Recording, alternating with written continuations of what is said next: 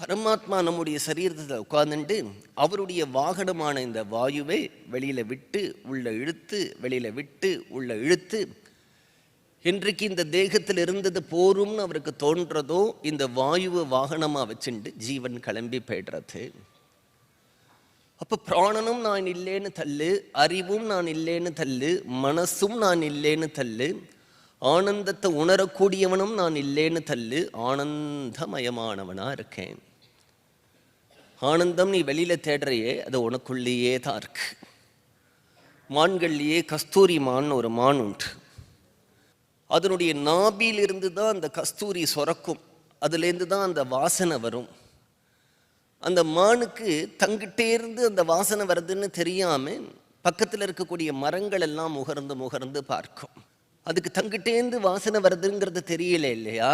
அது மாதிரி நாமும் வெளியில எதிலிருந்தோ ஆனந்தம் வருதுன்னு நினைச்சுட்டு இருக்கமே தவிர உனக்கு உண்மையில் ஆனந்தம் உள்ளேந்து தான் வருது.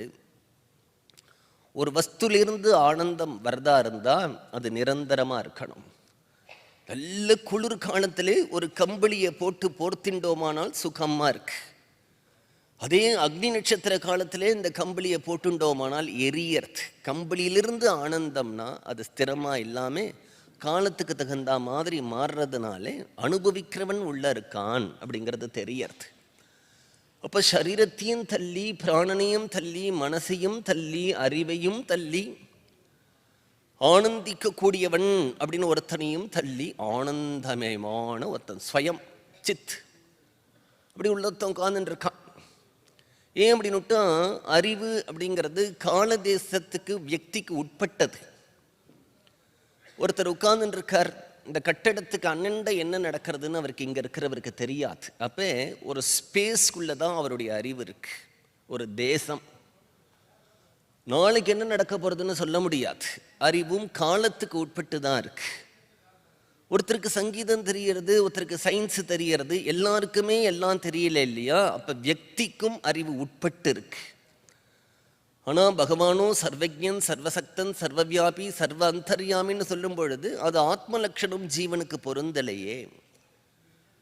அப்போ ஆனந்தத்தை உணரக்கூடியவனையும் தாண்டி ஆனந்தமயமானவன் இருக்கான் அப்படிங்கிறதே பார்வையை உன்முகமாக திருப்பி மனது எங்கிருந்து உற்பத்தி ஆகிறதோ அந்த உற்பத்தி ஆகிற ஸ்தானத்தில் மனதை நிறுத்தி பிரம்ம விசாரம் பண்ணணும், பிரணவ ஜபம் பண்ணணும், வைராக்கியத்தோடு இருக்கணும், சரீர அபிமானம் இல்லாமல் இருக்கணும்.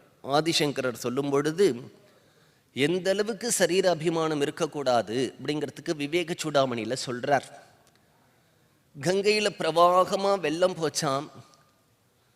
அதில் அந்த வெள்ளத்திலே ஒரு நீந்த போன ஒருத்தன் மாட்டின்ட்டான்.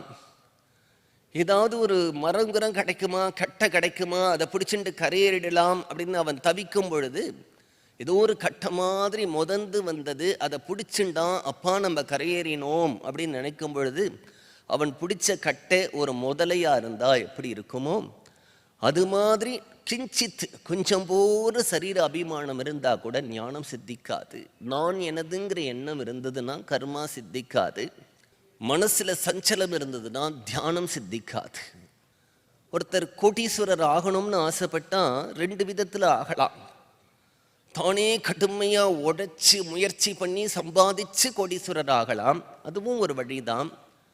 ஒரு கோட்டீஸ்வர பிரபு இவனை தத்து எடுத்து தன்னுடைய சொத்து முழுக்க அவனுக்கு எழுதி வச்சுட்டான்.